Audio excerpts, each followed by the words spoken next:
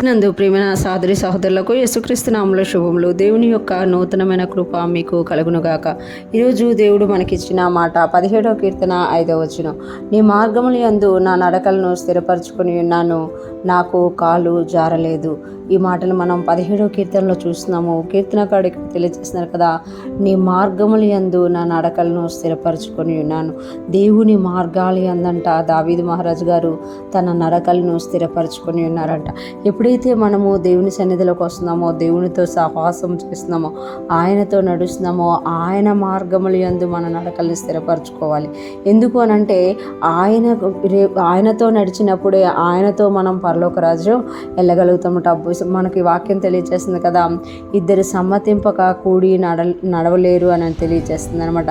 అంటే మనం ఎప్పుడైతే యేసయ్యతో సమ్మతించి నడుస్తామో మన మార్గాలను మనం మార్చుకునే వారిగా ఉంటాము. ఎందుకు అనంటే ఈ లోక సంబంధమైన మార్గాల నుండి, ఈ లోకంలో ఉన్న దుష్ట మార్గాల నుండి, వ్యర్థమైన మార్గాల నుండి, ఆ మార్గాల నుండి తప్పించుకోవడమే కాకుండా మనమంట ఆయన మార్గముల యందు మన నడకల్ని స్థిరపరచుకుంటామంట. ఇక్కడ కీర్తనకారుడు అయితే తెలియజేస్తున్నారు కదా, నీ మార్గముల యందు నా నడకలను స్థిరపరచుకొని ఉన్నాను.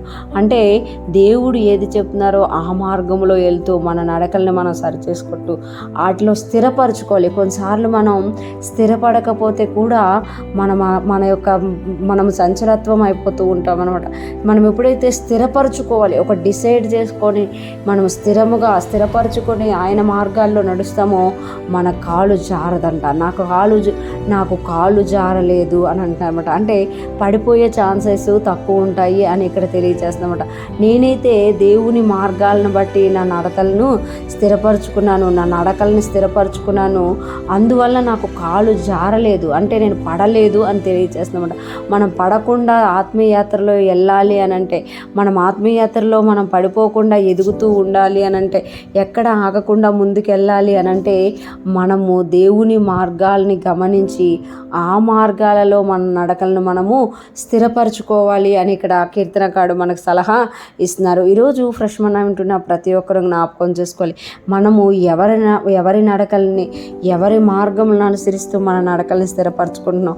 ఈ లోకంలో ఉన్న కొంతమందిని వారి యొక్క మార్గదర్శకులుగా ఉంచుకొని వారు నడిచే నా మార్గముల యందు నడుస్తూ వారి వలన వారి జీవితాన్ని స్థిరపరచుకుంటారు. కానీ మన కొరకు ప్రాణం ఇచ్చిన మన యేసయ్య మార్గముల యందు మన నడకల్ని స్థిరపరచుకుంటే మనం ఎప్పుడూ కూడా పడిపోకుండా ఆయన కొరకు జీవించగలుగుతాం, పడిపోకుండా ఆయన కొరకు నిలవగలుగుతాము అని ఈరోజు దేవుడు మనకి తెలియజేస్తున్నారు. ఈరోజు ఫ్రెష్ మన్నా వింటున్న ప్రతి ఒక్కరూ కూడా మన నడకలన్నింటినీ కూడా దేవుని మార్గాల ద్వారా సరి చేసుకుంటూ స్థిరపరచుకుంటూ పడిపోకుండా నిలిచి దేవునికి మహిమకరముగా జీవించుదుముగాక.